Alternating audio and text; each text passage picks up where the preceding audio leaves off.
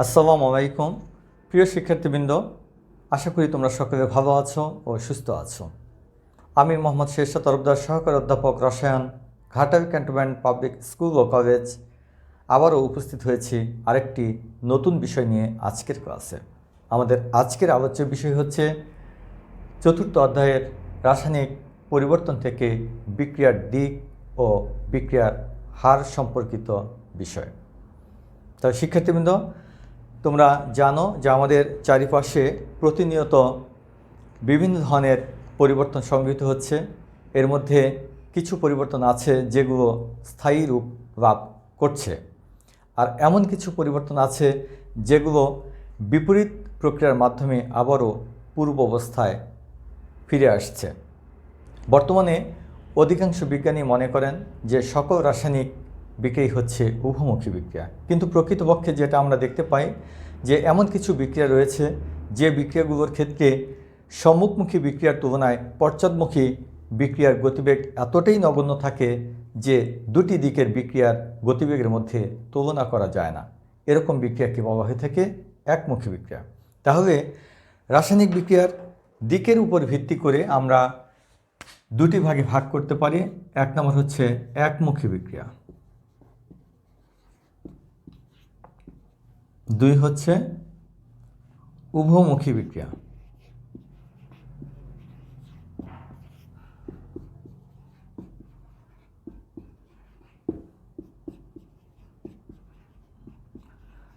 উভমুখী বিক্রিয়া, একমুখী বিক্রিয়া হচ্ছে যে বিক্রিয়াগুলোর ক্ষেত্রে বিক্রিয়কের সমস্তটাই বিক্রিয়া করে উৎপাদে পরিণত হয়ে যায়, অর্থাৎ বিক্রিয়াটি শুধুমাত্র সম্মুখ দিকেই ঘটতে থাকে, সেই বিক্রিয়াকে বলা হয়ে থাকে একমুখী বিক্রিয়া।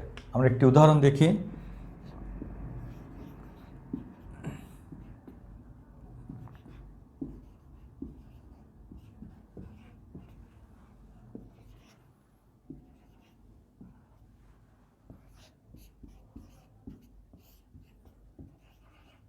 লক্ষ্য করো যে পটাশিয়াম ক্লোরাইডকে যদি উত্তপ্ত করা হয় তাহলে উত্তাপে পটাশিয়াম ক্লোরাইড বিযোজিত হয়ে পটাশিয়াম ক্লোরাইড এবং অক্সিজেন গ্যাসে পরিণত হয়। কার্বনকে যখন বায়ুতে দহন করা হয় তখন সেটা কার্বন ডাইঅক্সাইড উৎপন্ন হয়। এই বিক্রিয়াগুলোকে লক্ষ্য করা যে সম্মুখমুখী তীর দিয়ে প্রকাশ করা হয়েছে। তাহলে একমুখী বিক্রিয়াগুলোর ক্ষেত্রে কখনোই সাম্যাবস্থা অর্জিত হবে না, কারণ এই বিক্রিয়াগুলো সম্মুখ দিকে সম্পন্ন হয়ে যায়। এছাড়াও এই বিক্রিয়াগুলোর ক্ষেত্রে গিবস মুক্ত শক্তি অর্থাৎ ΔG এর মান <0 হয়ে থাকে সাধারণত। এরপরে আসি উভমুখী বিক্রিয়া। উভমুখী বিক্রিয়া হচ্ছে সেটাই যে বিক্রিয়া একই সাথে সম্মুখ এবং পশ্চাৎ উভয় দিক থেকে সংগৃহীত হয়ে থাকে, সেই বিক্রিয়াকে বলা হয়ে থাকে উভমুখী বিক্রিয়া। ধরো একটি বড় আকৃতির টেস্ট টিউবের মধ্যে আর্দ্র নীল বর্ণের যে কপার সালফেট, যাকে আমরা ব্লু ভিট্রুল বলে থাকি, নিয়ে সেটাকে কর্ক যুক্ত করে যদি বায়ুমুক্ত করা হয় এবং এরপরে যদি এটাকে উত্তপ্ত করা হয় 260°C তাপমাত্রায়, সেক্ষেত্রে দেখা যায় যে উত্তপ্ত করার ফলে পানি অপসারিত হয়ে সাদা বর্ণের কপার সালফেটে পরিণত হয়। এরপরে যদি এরকমটা করা হয় যে এটাকে যদি আবারও ঠান্ডা করা হয়, সেক্ষেত্রে দেখা যায় যে সেই অপসারিত পানি আবারও কপার সালফেটের সাথে সংযোজিত হয়ে নীল বর্ণের কপার সালফেটে পরিণত হয়। এতে বোঝা যায় যে বিক্রিয়াটি হচ্ছে একটি উভমুখী বিক্রিয়া। কপার সালফেট 5 অণু পানি, কপার সালফেট প্লাস পানি। এরপরে আরেকটি বিক্রিয়া লক্ষ্য করো, যেমন হাইড্রোজেন প্লাস আয়োডিন 450°C তাপমাত্রায় যদি হাইড্রোজেন এবং আয়োডিনের মধ্যে বিক্রিয়া ঘটানো হয় তাহলে উত্তাপে উৎপন্ন হয় হাইড্রোজেন আয়োডাইড। আবার এই হাইড্রোজেন আয়োডাইডকে যদি 450°C তাপমাত্রায় উত্তপ্ত করা হয়, উত্তাপে হাইড্রোজেন আয়োডাইড বিযোজিত হয়ে এখানে উৎপন্ন করে হাইড্রোজেন এবং আয়োডিন। অর্থাৎ এক্ষেত্রে দেখা যাচ্ছে যে পশ্চাৎ বিক্রিয়াটি সংঘটিত হয়েছে। কাজে আমরা বলতে পারি যে হাইড্রোজেন এবং আয়োডিনের মধ্যে সংঘটিত বিক্রিয়াটি হচ্ছে একটি উভমুখী বিক্রিয়া। তাহলে আমরা এই বিক্রিয়াটিকে বিক্রিয়ক এবং উৎপাদের মাঝখানে একটি উভমুখী চিহ্ন দিয়ে খুব সহজেই প্রকাশ করতে পারি। তাহলে বুঝতে পারছো যে উভমুখী বিক্রিয়ার ক্ষেত্রে বিক্রিয়ক এবং উৎপাদের মাঝখানে একটি উভমুখী চিহ্ন দিয়ে প্রকাশ করা হয়। যেহেতু এখানে উভমুখী, কাজে উভমুখী বিক্রিয়া কোনো এক সময় গিয়ে এটি সাম্যাবস্থায় উপনীত হয়ে থাকে। এবং উভমুখী বিক্রিয়ার ক্ষেত্রে কোনো দিকের বিক্রিয়ায় সম্পূর্ণরূপে সমাপ্ত হয় না, এবং এক্ষেত্রে গিবস মুক্ত শক্তির মান ΔG = 0 হয়ে থাকে। এবং এখানে এটাও মনে রাখতে হবে যে এক্ষেত্রে সম্মুখমুখী বিক্রিয়ার হার পশ্চাৎমুখী বিক্রিয়ার হারের সমান হয়ে থাকে। তাই শিক্ষার্থীবৃন্দ, এ পর্যায়ে আমরা দেখব যে কিভাবে উভমুখী বিক্রিয়াকে একমুখী বিক্রিয়ায় রূপান্তর করা যায়। সেই বিষয়টি লক্ষ্য করো যে উভমুখী বিক্রিয়াকে সাধারণত একমুখী বিক্রিয়ায় রূপান্তরিত করার জন্য 3টি পদ্ধতি রয়েছে।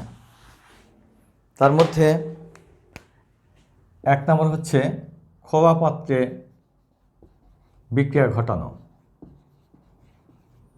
খোলা পাত্রে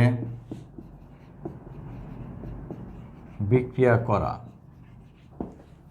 2 নম্বর হচ্ছে রাসায়নিকভাবে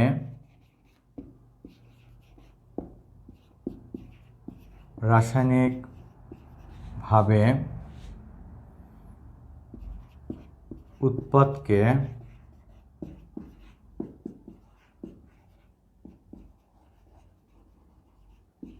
বিক্রিয়াস্থল থেকে অপসারণের মাধ্যমে।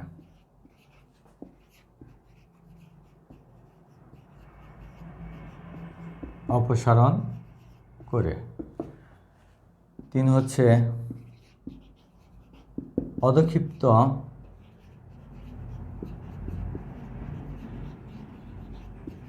উৎপাদকে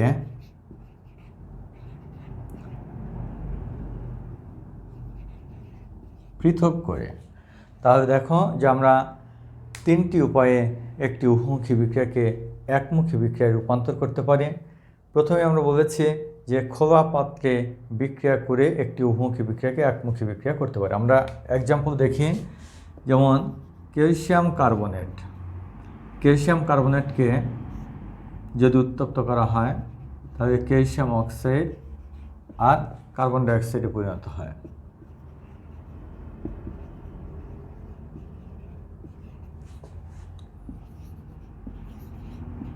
ক্যালসিয়াম কার্বনেটকে যদি উত্তপ্ত করা হয় ক্যালসিয়াম অক্সাইড, কার্বন ডাইঅক্সাইড।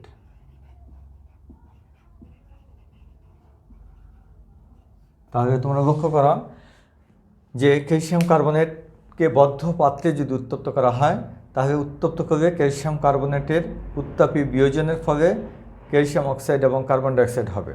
আবার যখন ঠান্ডা হবে তখন আবারও ক্যালসিয়াম অক্সাইড কার্বন ডাইঅক্সাইডের সাথে বিক্রিয়া করে ক্যালসিয়াম কার্বনেট গঠন করবে। এই বিক্রিয়াটিকে যদি খোলা পাত্রে ঘটানো হয় সেক্ষেত্রেও দেখা যাবে যে ক্যালসিয়াম কার্বনেট উত্তাপে বিযোজিত হয়ে ক্যালসিয়াম অক্সাইড এবং কার্বন ডাইঅক্সাইডে পরিণত হবে।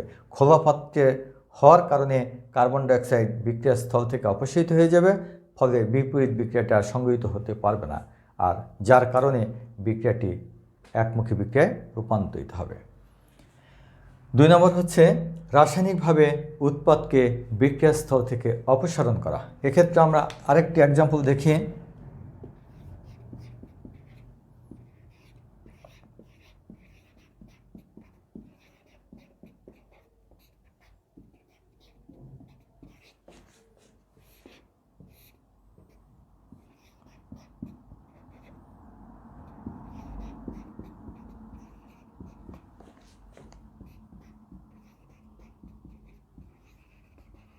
লক্ষ্য করো তোমরা যে এখানে এস্টারের আর্দ্র বিশ্লেষণের ফলে উৎপন্ন হয়েছে ইথানল এবং ইথানোয়িক অ্যাসিড, উৎপন্ন করে বিক্রিয়কের সাথে উৎপাদের মধ্যে সাম্যাবস্থা সৃষ্টি হয়েছে।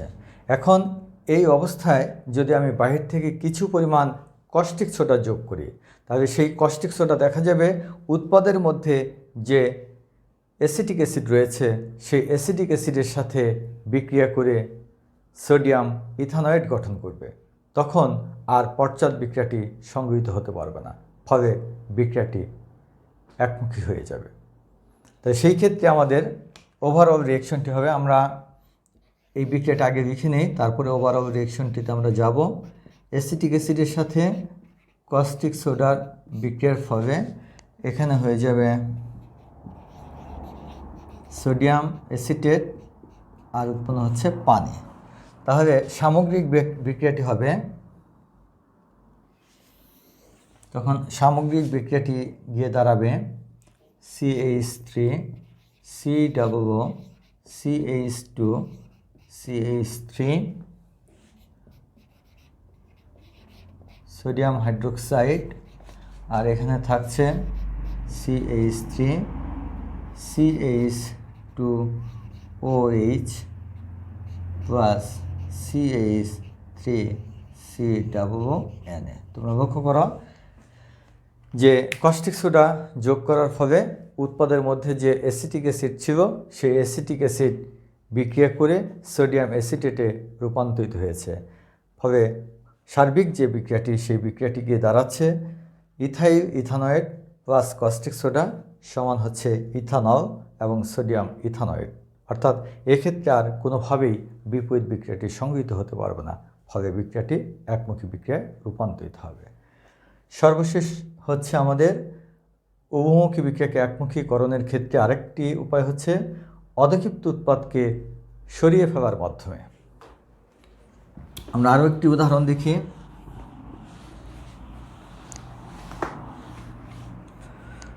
যেমন সোডিয়াম ক্লোরাইড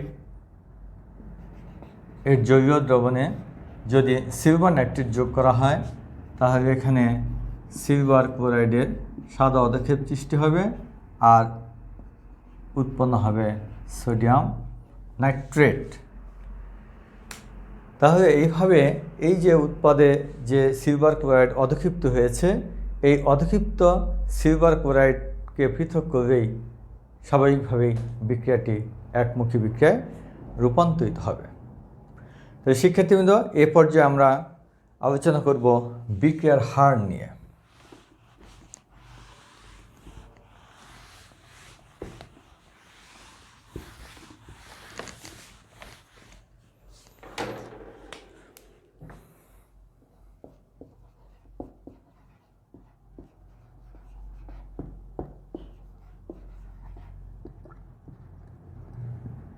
লক্ষ্য করো বিক্রিয়ার হার। বিক্রিয়ার হার কি? বিক্রিয়ার হার বলতে আমরা যেটা বুঝি যে প্রতি একক সময়ে বিক্রিয়কের ঘনমাত্রা হ্রাস অথবা বিক্রিয়ার ফলে সৃষ্ট উৎপাদের ঘনমাত্রা বৃদ্ধির হারই হচ্ছে বিক্রিয়ার হার। আমরা একটা উদাহরণ নেই। মনে করো একটি বিক্রিয়া হচ্ছে এ উৎপাদ, এটা হচ্ছে একটি বিক্রিয়া, এটা থাক। দেখো আমরা একটু বিক্রিয়া হারটাকে যেটা বলেছি সেটাকে যদি আমরা একটি সূত্রের আকারে প্রকাশ করি তাহলে হবে বিক্রিয়ক বা উৎপাদের ঘনমাত্রার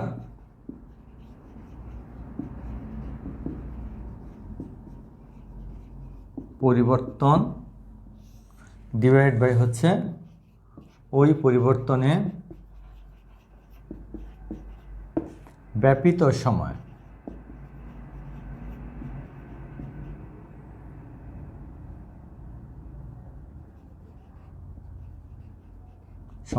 তাহলে আমরা যেটা বললাম যে প্রতি একক সময়ে বিক্রিয়কের ঘনমাত্রা যতটুকু হ্রাস পাবে অথবা বিক্রিয়ার ফলে যে উৎপাদ তৈরি হবে সেই উৎপাদের ঘনমাত্রা যতটুকু বৃদ্ধি পাবে সেটাই হচ্ছে বিক্রিয়ার হার। তাহলে আমরা গাণিতিকভাবে যদি লিখি বিক্রিয়ার হার হচ্ছে বিক্রিয়ক বা উৎপাদের ঘনমাত্রার পরিবর্তন ডিভাইড বাই হচ্ছে ওই পরিবর্তনে ব্যাপিত সময়। তাহলে এইখানে লক্ষ্য করো যে আমরা বিক্রিয়া হারের যদি একক বাহির করি, বিক্রিয়া হারের একক, এখানে লক্ষ্য করো যে ঘনমাত্রার একক আমরা লিখি মোল পার লিটার আর সময়ের একক হচ্ছে সেকেন্ড। তাই সেই হিসাবে আমাদের বিক্রিয়ার হারের এককটা হবে মোল পার লিটার পার সেকেন্ড। এই বিষয়টি তোমরা মনে রাখবে। তাহলে এবার আমরা জানি যে কিভাবে আমরা গাণিতিকভাবে এই বিক্রিয়ার হারটাকে ব্যাখ্যা করতে পারি। এই যে সমীকরণটি লিখে রাখছি এর আলোকে আমরা দেখব যে কিভাবে বিক্রিয়ার হারকে ব্যাখ্যা করা যায়।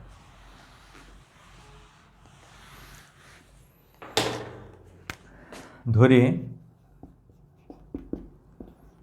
T1 সময়ে বিক্রিয়কের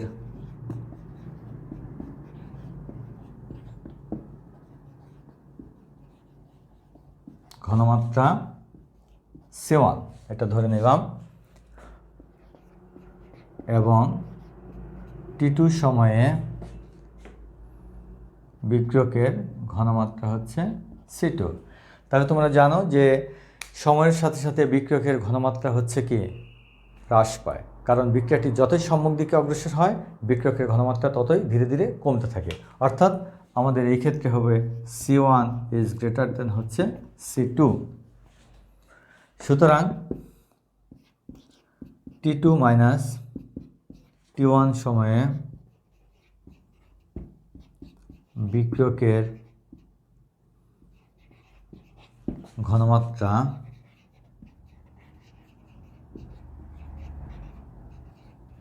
হ্রাসের পরিমাণটা হবে আমাদের C2 মাইনাস C1।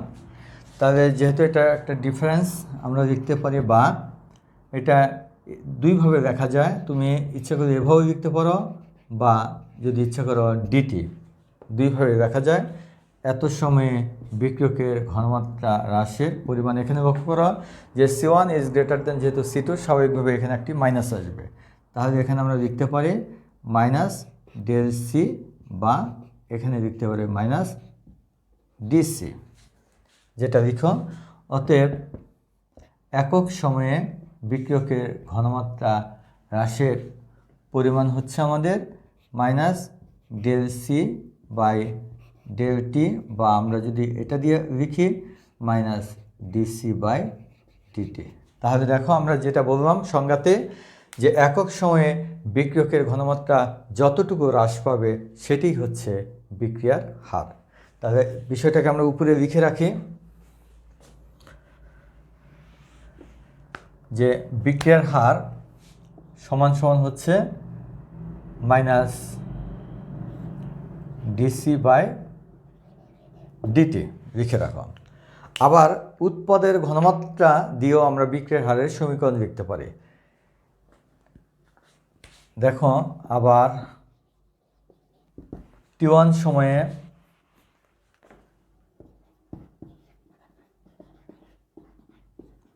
উৎপাদের ঘনমাত্রা আমরা ধরে নিলাম x1, T2 সময়ে উৎপাদের ঘনমাত্রা ধরে নিলাম x2।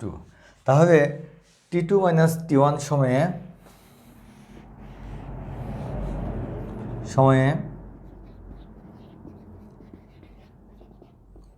উৎপাদের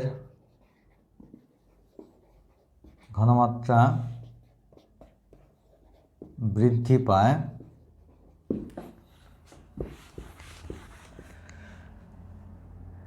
x2 মাইনাস হচ্ছে x1। এখানে লিখে রাখি যে এখানে কিন্তু সময়ের সাথে যেহেতু উৎপাদের ঘনমাত্রা বৃদ্ধি পায় কাজে x2 ইজ গ্রেটার দেন হচ্ছে x1।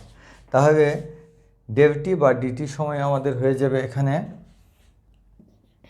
ডেল এক্স বা ডিএক্স, আর একক সময় হয়ে যাবে del X by del T বা ডিএক্স বাই ডিটি। তাহলে লক্ষ্য করো যে আমরা যদি উৎপাদের ঘনমাত্রা ব্যবহার করে বিক্রিয়ার হারের সমীকরণ নির্ণয় করি সেই ক্ষেত্রে আমাদের বিক্রিয়ার হারের সমীকরণটি হবে ডিএক্স বাই ডিটি।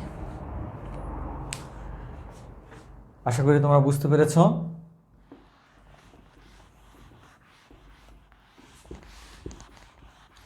শিক্ষার্থীবৃন্দ, এ পর্যায়ে আমরা এই বিক্রিয়ার হারটিকে রেখাচিত্রের মাধ্যমে ব্যাখ্যা করব। সাধারণত তোমরা যেটা দেখলে যে সময়ের সাথে বিক্রিয়কের ঘনমাত্রা হ্রাস পায় এবং উৎপাদের ঘনমাত্রা বৃদ্ধি পায়। তাহলে এই বিষয়টিকে যদি আমরা সময়ের সাথে বিক্রিয়ক অথবা উৎপাদের যে ঘনমাত্রার পরিবর্তন, এই পরিবর্তনকে যদি আমরা একটি গ্রাফ পেপারের মধ্যে প্লটিং করি, সেক্ষেত্রে যে রেখাচিত্রটি পাওয়া যাবে সেই রেখাচিত্রটি এবার আমরা আঁকবো, তারপরে তার মাধ্যমে বিক্রিয়ার হারটিকে ব্যাখ্যা করার চেষ্টা করব। তোমরা লক্ষ্য করো,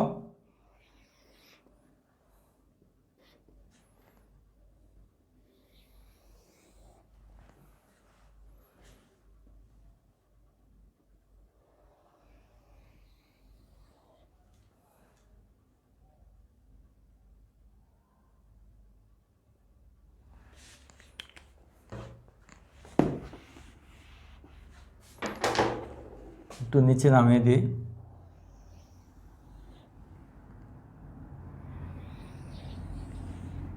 দেখো, এটা হচ্ছে আমাদের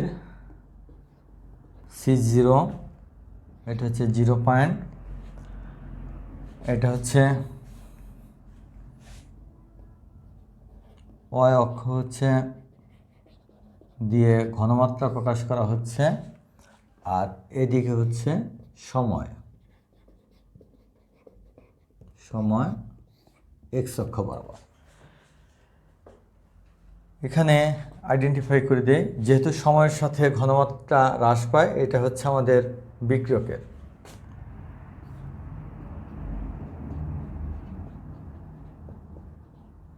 আর সময়ের সাথে হচ্ছে উৎপাদের ঘনমাত্রা বৃদ্ধি পায়। তাহলে এই রেখাটি হচ্ছে আমাদের উৎপাদের জন্য উৎপাদ।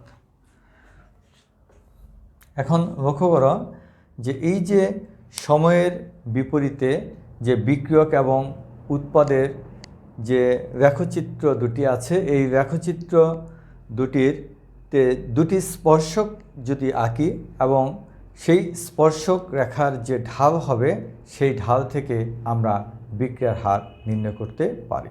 তাহলে আমি এ পর্যায়ে স্পর্শক আঁকি।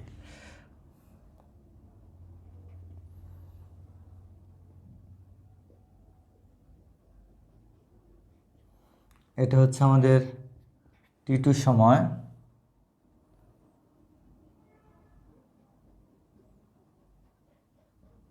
এটা হচ্ছে T1 সময়।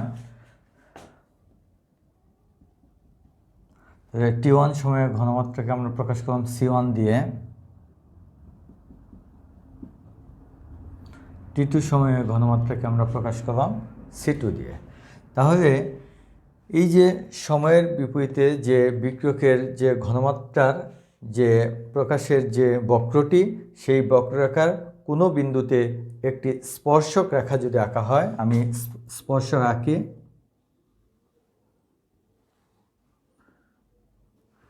সেই স্পর্শক রেখার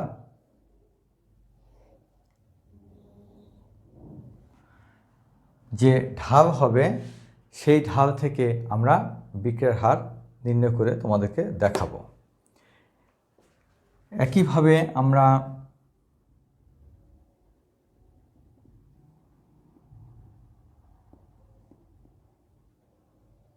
উৎপাদের যে বক্রটি রয়েছে, সেই বক্ররেখারও কোনো বিন্দুতে আরেকটি স্পর্শক যদি আঁকা হয়, সেক্ষেত্রেও সেটার যে ঢাল হবে সেখান থেকেও আমরা বিক্রিয়ার হারকে নির্ণয় করতে পারি।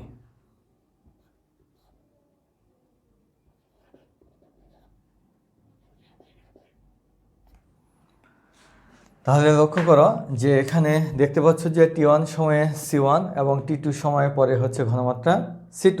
তাহলে স্বাভাবিকভাবেই আমরা লিখতে পারি যে T2 মাইনাস T1 সময়ে সময়ে বিক্রিয়কের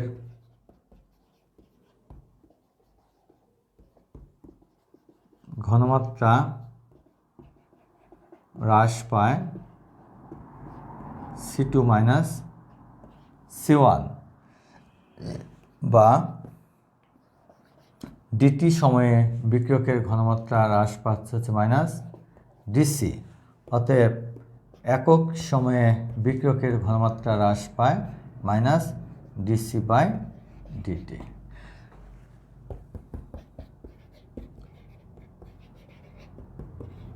বিক্রিয়ার হার সমান সমান হচ্ছে মাইনাস ডিসি বাই ডিটি। তাহলে শিক্ষার্থীবৃন্দ, তোমরা এখানে লক্ষ্য করো যে এই বক্ররেখার কোনো বিন্দুতে যে স্পর্শকটি আঁকা হয়েছে সেই স্পর্শক রেখার ঢাল হচ্ছে মাইনাস ডিসি বাই ডিটি।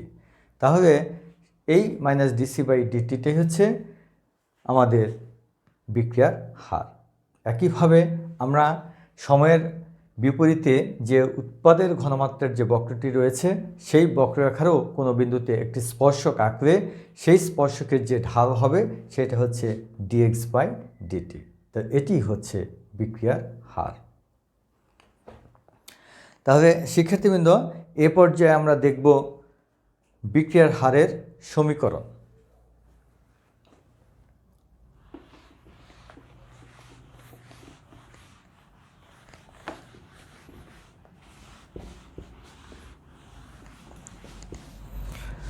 বিক্রিয়ার হারের সমীকরণ।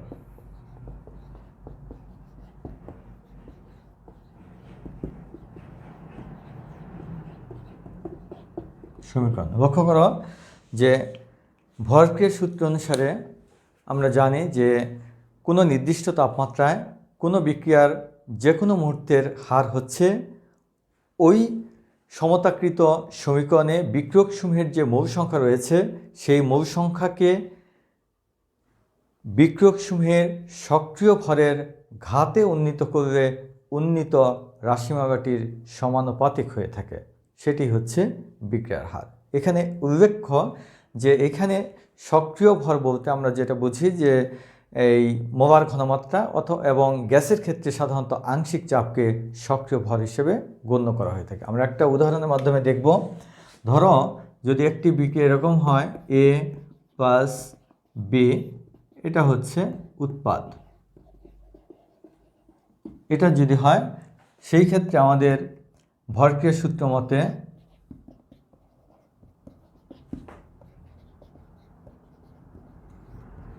বিক্রিয়ার হারের সমীকরণ হবে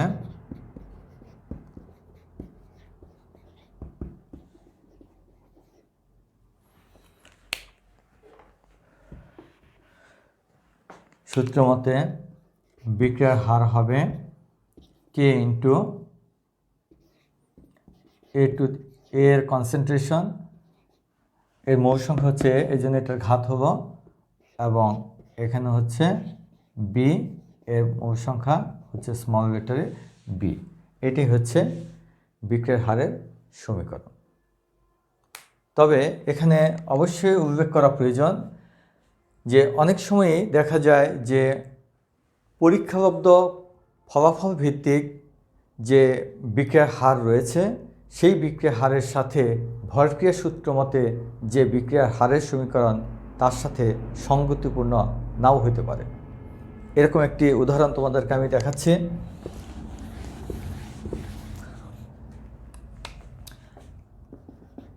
দেখো, নাইট্রোজেন পেন্টক্সাইড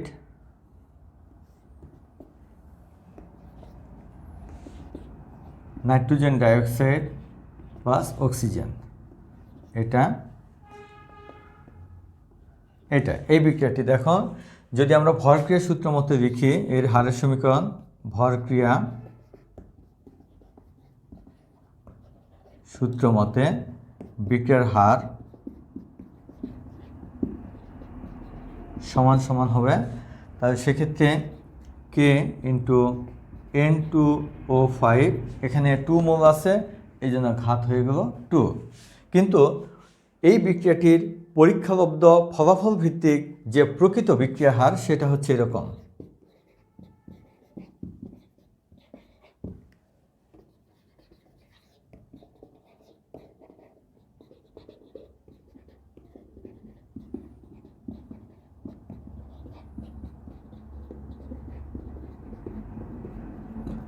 সেটা হচ্ছে কে সমান O5 এটা। তাহলে তোমরা বুঝতেই পারতেছো যে এই বিক্রিয়ার এই উদাহরণ থেকে স্পষ্টতই বোঝা যাচ্ছে যে ভরক্রিয়ার সূত্র মতে যে বিক্রিয়ার হার এর সমীকরণ সেটার সাথে পরীক্ষাবদ্ধ ফলাফল ভিত্তিক সমীকরণ সবসময় এক হবে এরকমটা না, এরকম অসঙ্গিত আমরা দেখতে পাই। এগুলো তোমাদের অবজেক্টিভের জন্য স্পেশালি মনে রাখতে হবে। এ পর্যায়ে আমরা দেখব হার ধ্রুবক।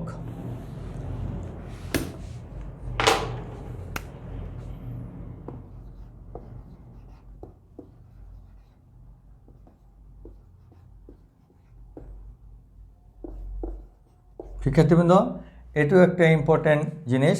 হার ধ্রুবক, হার ধ্রুবকটা কি? হার ধ্রুবক হচ্ছে কোনো বিক্রিয়ায় যখন বিক্রিয়কের ঘনমাত্রা 1 মোলার হয় তখন সেই বিক্রিয়ার হারকে বলা হয় হার ধ্রুবক বা আপেক্ষিক বিক্রিয়ার হার বলা হয়ে থাকে। আমরা একটি উদাহরণ দেখি। ধরো A প্লাস B এটা হচ্ছে আমাদের উৎপাদ। তাহলে এই বিক্রিয়ার জন্য আমাদের বিক্রিয়ার হারটা হবে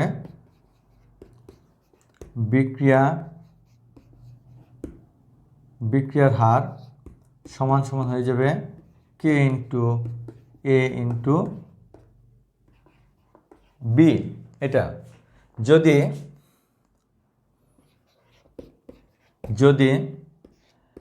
A সমান B সমান এদের ঘনমাত্রা যদি 1 মোলার হয় তখন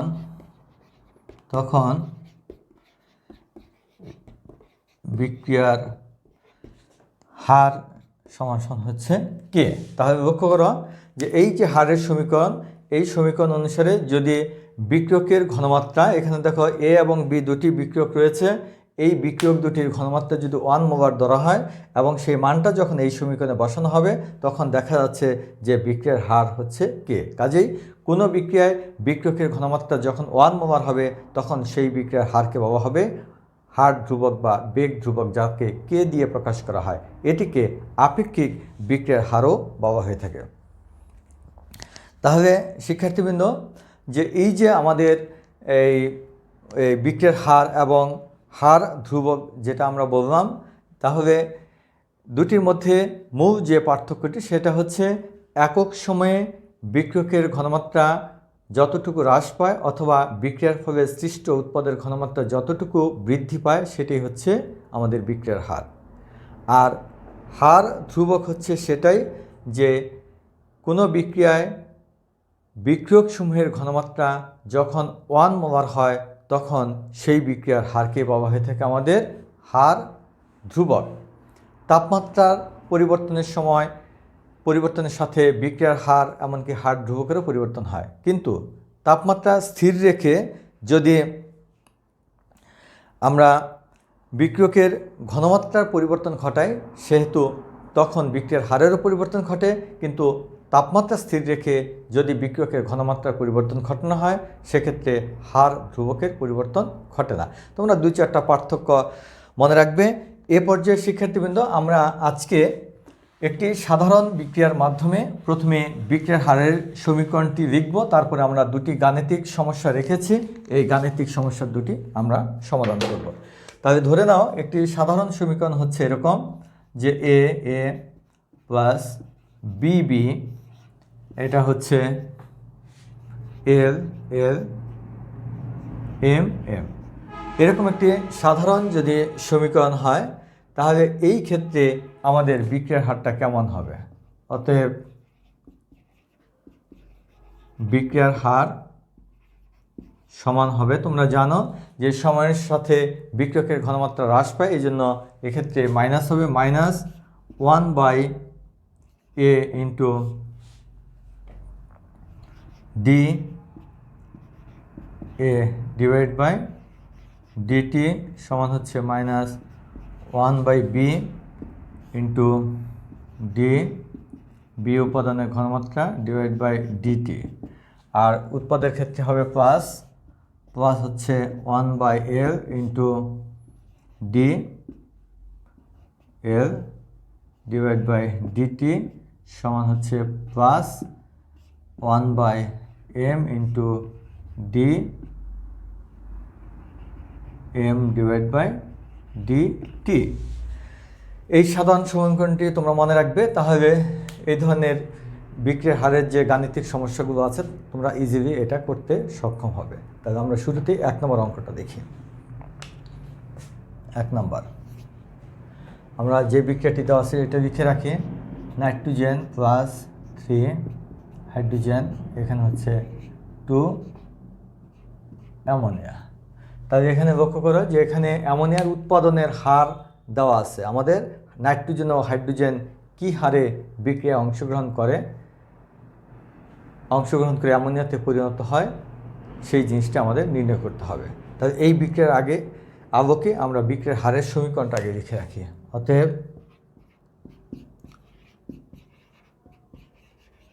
বিক্রিয়ার হার সমান হচ্ছে মাইনাস ইন্টু ডিটি সমান হচ্ছে মাইনাস 1/3 ডি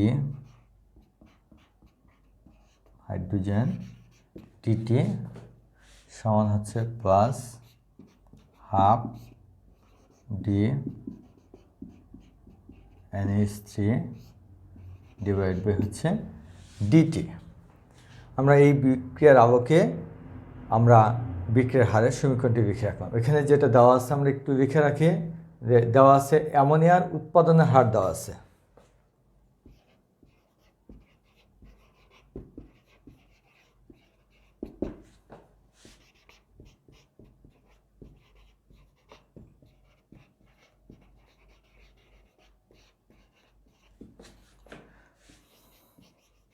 উৎপাদনের হার দেওয়া আছে 4.25 ইন্টু 10⁻⁻² মোল পার লিটার পার সেকেন্ড। তবে এখানে আমাদের দুটো জিনিস বের করতে হবে। নাইট্রোজেন এবং হাইড্রোজেন কী হারে বিক্রিয়ায় অংশগ্রহণ করেছিল তার পরিমাণ আমাদের বের করতে হবে। তাহলে শুরুতেই আমরা বের করি নাইট্রোজেনেরটা। সুতরাং নাইট্রোজেনের বিক্রিয়ায় অংশগ্রহণের হার, সুতরাং নাইট্রোজেনের বিক্রিয়ায়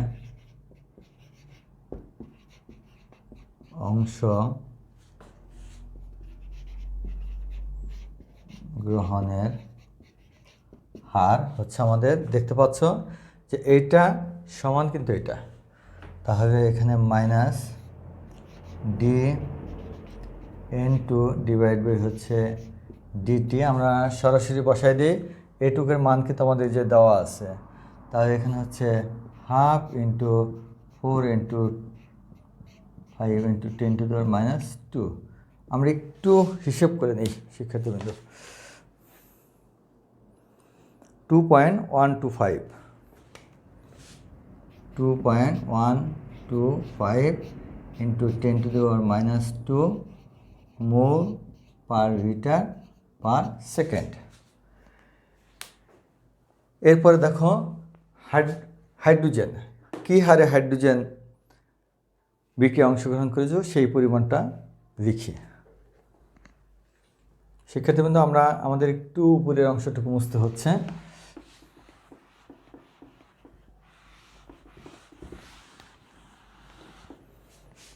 আবার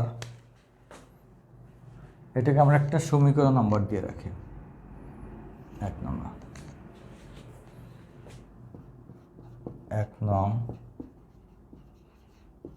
সমীকরণ হতে তোমরা দেখতে পাচ্ছ এটার সমান কিন্তু এটা মাইনাস 1/3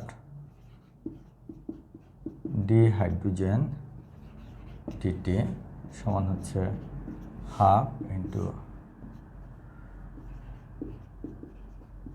NH3 ডিটি। সুতরাং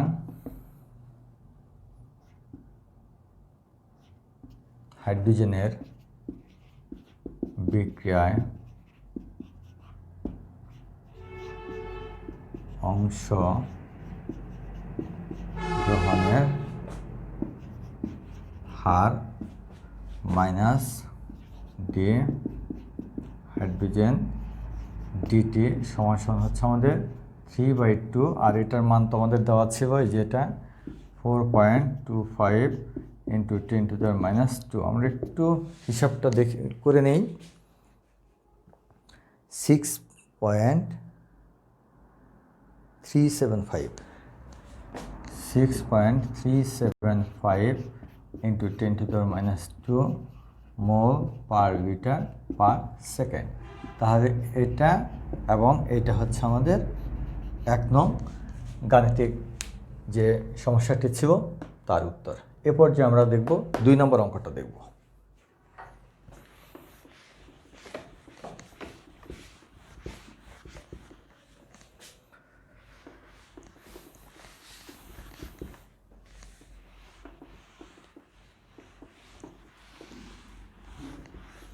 শিক্ষার্থীবৃন্দ, আমরা 2 নম্বর যে সমস্যাটি আছে সেই সমস্যাটি দেখে, 4NH3 প্লাস অক্সিজেন, এটা হচ্ছে প্লাটিনাম 900°C তাপমাত্রায়, নাইট্রিক অক্সাইড এবং 6 পানি।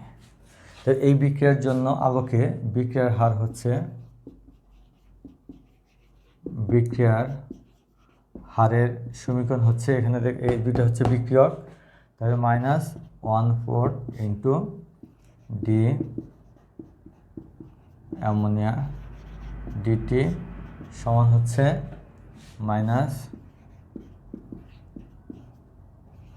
ডিটি সমান হচ্ছে +1/4 ×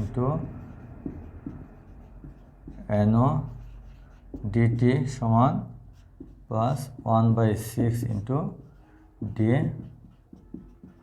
পানি ডিভাইড বাই হচ্ছে ডিটি এটা। আর এখানে দেওয়া আছে নাইট্রিক অক্সাইড উৎপাদনের হার দেওয়া আছে NO এর উৎপাদনের হার 5.25 × 10⁻³ মোল পার লিটার পার সেকেন্ড। তবে আমাদের বের করতে হবে যে বিক্রিয়ক অ্যামোনিয়া এর বিক্রিয়ার হার এবং স্টিমের উৎপাদনের হার। তবে প্রথমে আমরা বের করি অ্যামোনিয়ার উৎপাদনের হার।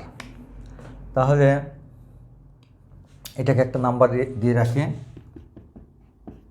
1 নং হতে 1 নং হতে, তাহলে -1/4 ডি অ্যামোনিয়া ডিটি। আমাদের দেওয়া আছে যেটা দেওয়া আছে এবং যেটা বের করতে হবে সেটা দেখব। এটা বের করতে হবে, এটা দেওয়া আছে, তাহলে এখানে হচ্ছে +1/4 ডি NO ডিভাইড বাই হচ্ছে ডিটি। সুতরাং অ্যামোনিয়ার বিক্রিয়ার হার, অ্যামোনিয়া এর বিক্রিয়ার হার হচ্ছে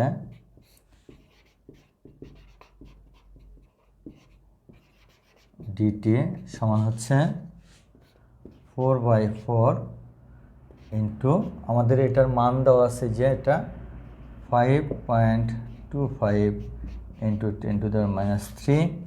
তাহলে এখানে আমাদের মান হচ্ছে 5.25 × 10⁻³ মোল পার লিটার পার সেকেন্ড। তাহলে এটা হচ্ছে একটা আনসার। আর আরেকটি হচ্ছে আমাদের স্টিমের উৎপাদনের হার। তাহলে স্টিম এটা আর আমাদের তো এটা মান দেওয়া আছে। তাহলে আবার 1 নং হতে 1/4 NO ডিটি সমান হচ্ছে 1/6 ডি ইজ টু ডিটি। তাহলে স্টিম উৎপাদনের হার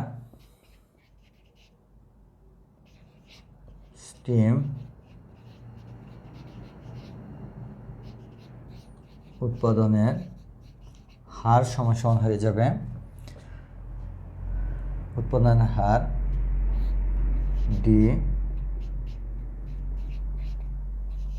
ডিটি সমান হচ্ছে 6/4 into NO divide by DT সমান 6/4 ইন্টু এটার মান দেওয়া আছে আমাদের NO দেওয়া আছে আমাদের 5.25 ইন্টু 10⁻³ আমরা একটু হিসাব করে নেই।